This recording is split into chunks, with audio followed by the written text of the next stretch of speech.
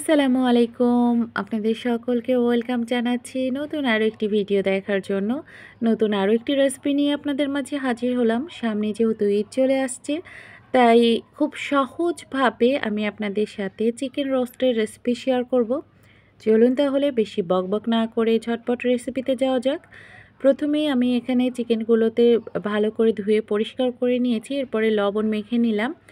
আর এখন আমি এই চিকেনগুলোকে ভেজে নিব। তো এই চিকেন ভাজার আগে আমি কিছুটা পেঁয়াজ বেরেস্তা করে রেখেছিলাম এই তেলের মধ্যেই। তো চিকেনগুলোকে দিয়ে আমি এখন হালকা করে ভেজে নিচ্ছি। সবগুলো চিকেন ভাজা হয়ে গেছে।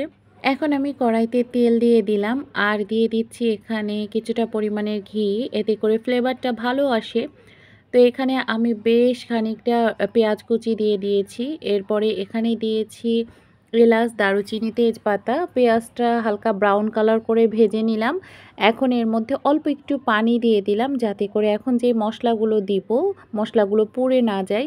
এখানে আমি প্রায় 3 টেবিল চামচ পরিমাণের রসুন বাটা দিয়েছি আর 2 টেবিল চামচ পরিমাণের আদা বাটা দিয়েছি। এখানে 1 টেবিল চামচ জিরা গুঁড়া আর দিয়েছি 1 টেবিল চামচ ধনিয়া গুঁড়া, স্বাদমতো লবণ দিয়ে দিয়েছি। আর মরিচের গুঁড়াটা আমি এখানে 2 টেবিল চামচ দিয়েছি। আপনারা আপনাদের টেস্ট অনুযায়ী দিবেন, যে যেমন ঝাল খেতে পছন্দ করেন। কারণ এখানে আমার চিকেনের পরিমাণটা বেশি আছে, সেই জন্য আমি এখানে বেশি মশলা দিয়েছি। আর এখানে টক দই দিয়ে দিলাম 3 টেবিল চামচ পরিমাণের। আর এখানে আমি প্রায় 2 টেবিল চামচ পরিমাণে বাদাম বাটা দিয়েছি। আপনারা যে কোনো বাদাম বাটা দিতে পারেন। আর দিয়ে দিয়েছি 2 টেবিল চামচ পরিমাণের টমেটো সস। এখন সব মশলাগুলোকে খুব ভালোভাবে কষিয়ে নিব। মশলা যত ভালোভাবে কষানো হবে রোস্টের টেস্টটা তত বেশি ভালো আসে। এখন মশলাটা কষানো হয়ে গেছে। এখন আমি ভেজে রাখা চিকেনের পিসগুলোকে দিয়ে দিলাম। পিসগুলোকে দিয়ে আমি কিছুক্ষণ এটাকে কষিয়ে নিব মশলার সাথে খুব ভালোভাবে। প্রায় 5-6 মিনিট মতো কষিয়ে নিয়েছি মশলার সাথে চিকেনগুলোকে ভালোভাবে।